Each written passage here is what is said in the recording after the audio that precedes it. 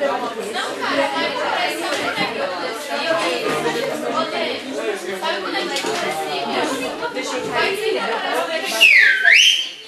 Pessoal, como na última aula a gente não conseguiu terminar a correção da tarefa, hoje não tem tarefinha para olhar não, é só terminar a correção que lá na página 20 do volume 3, devido a problemas psicológicos meus, nós estamos na questão 2.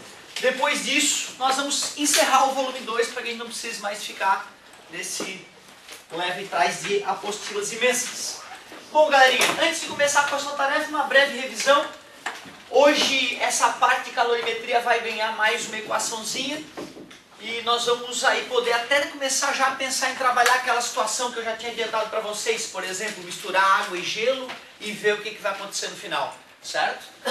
Para que a gente entenda bem essa parte, 99% das questões a gente aplica o quimacete, também chamado de calor sensível. Sensível porque está relacionado à variação de temperatura e nós podemos senti-la.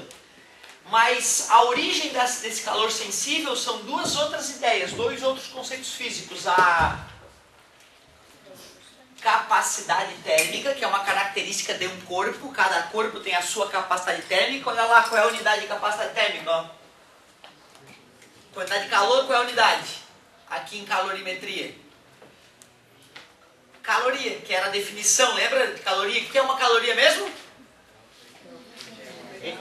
Parabéns, é energia equivalente a pegar 1 grama de água e aumentar 1 grau. Para ser bem específico, pensando para a faculdade, para aumentar 1 grau de 14,5 para 15,5. Capacidade térmica.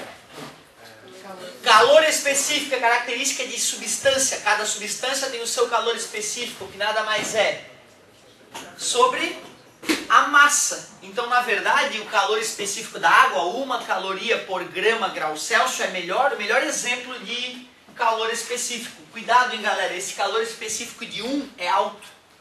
É muito alto. É raro na natureza substâncias com calor específico maior que da água. E só para dar um exemplo, o alumínio, 0,2. Ou seja, aquecer ou esfriar alumínio exige 5 vezes menos energia do que água. Estou falando da mesma massa, né? Não adianta querer comparar 1 grama de alumínio. É um monte de alumínio com um pouquinho de água. E tu vai gastar mais energia para aquecer ou esfriar o alumínio, lógico, né? Estou falando da mesma massa.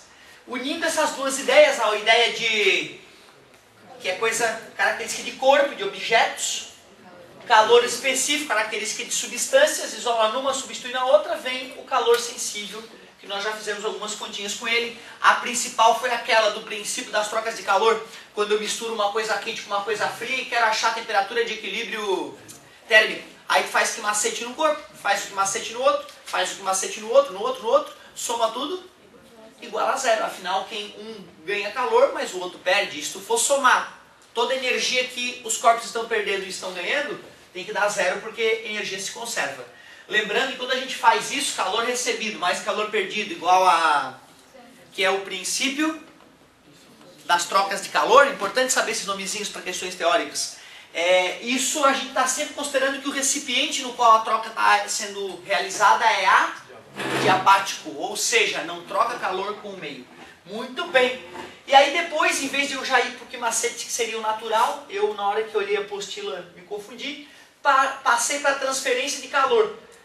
Faltaria uma aulinha ainda sobre transferência de calor, que a gente não tem pressa, porque vai ser depois que a gente entrar no volume 3, que nós vamos aprofundar a ideia da condução. Convecção e radiação não tem o que crescer, porque os cálculos seriam muito complexos, então a gente não cobra esses cálculos no ensino médio, só a teoria. Agora, a condução tem uma continha legal, que eu costumo cobrar na prova, nós vamos treinar isso aí.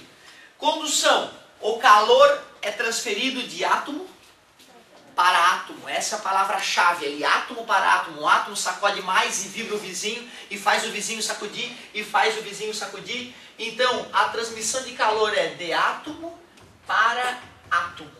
E ocorre principalmente nos sólidos. Então, principalmente nos sólidos. Depois, como é que ocorre a transmissão de calor por convecção? Tem que ter alguma coisa se movimentando. Exatamente. E o que é que pode se movimentar? A matéria, né? A massa. Então tem que haver movimento de massa entre a fonte quente e a fonte fria. Massa em movimento. Se a massa tem que se movimentar, de quais estados físicos eu estou falando? Líquido e gás. Ou seja, os fluidos. É isso aí. No sólido, né? Só para deixar claro, tá, galera? Existe movimento dentro de materiais sólidos, tá? Por incrível que pareça. Então, assim, e em processos industriais usam isso. Esse é um processo chamado difusão. Então, imagina só, eu tenho lá uma superfície metálica, de ferro fundido, chamado de fofo na indústria. O fofo, ele tem esse nome porque ele é muito fofo do ponto de vista mecânico. Então, tu pegar uma superfície de ferro fundido, um martelo e bater em cima dela, ela vai amassar com facilidade. Mas ela não vai rachar, justamente porque ele é fofo. Certo? Então, ferro fundido é conhecido como fofo na indústria. Bom, imaginem que eu tenho uma peça de ferro fundido porque ela é barata, mas eu gostaria que a superfície dessa peça fosse resistente ao desgaste. Vai ter uma roda de aço rodando ali para cima e para baixo. Então, não pode deixar fofo aquela região, porque vai desgastar muito rápido. Eu posso pegar, botar uma camada de carvão, olha só que interessante, em cima desse ferro fofo, e botar no forno, e deixar horas em alta temperatura. Essa pequena camada de carvão, parte dela vai penetrar, cara, no material sólido com o passar do tempo. Processo esse chamado de difusão. Depois eu só vou limpar a superfície, fazer um acabamento na superfície. Agora não é mais fofo que tem naquela superfície, agora é aço. Porque o que é aço? É ferro misturado com carbono. Certo? É isso que é aço. Então, como eu botei carvão, que é carbono, e botei no forno, então migrou um pouquinho daqueles átomos de carvão, migraram para dentro da estrutura do aço. Então, olha que interessante, pode haver movimentação dentro dos materiais sólidos? Sim, só que ela é super lenta, né? Processo esse chamado de difusão, que tu só vai estudar mais a fundo na faculdade. Aliás, a biologia fala um pouquinho sobre isso, né? Sobre migração de materiais e membranas, né? Tem a osmose, certo? Beleza? A osmose como ela se dá num meio aquoso, ainda não é a difusão clássica. Mas é importante vocês saberem que existe isso. Agora, calor, né, ser transmitido por dentro do material sólido por movimentação de átomos, aí também já é demais. Aí a gente, né, é desprezível esse tipo de movimentação. Obrigado, meu amor. Valeu. Consegui 2 dias, mas o terceiro falhou, né? Ô galerinha, olha só. Átomo a átomo, principalmente em sólidos, movimentação de massa, líquidos e gases. E a radiação ou irradiação? Quais são as duas informações-chave? Ó, que bonito. Ondas eletromagnéticas. Ondas eletromagnéticas. Alguém arriscaria? As 7? Ondas de rádio é melhor. Micro-ondas. Infravermelho.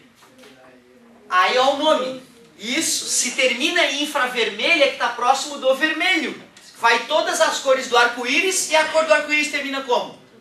Violeta e depois vem o ultravioleta. Raio-X e raios gama. A lista completa das 7 radiações eletromagnéticas, que é a única que pode ocorrer no vácuo também. Sólido, líquido, gás e vácuo também. Já vamos para o exercício.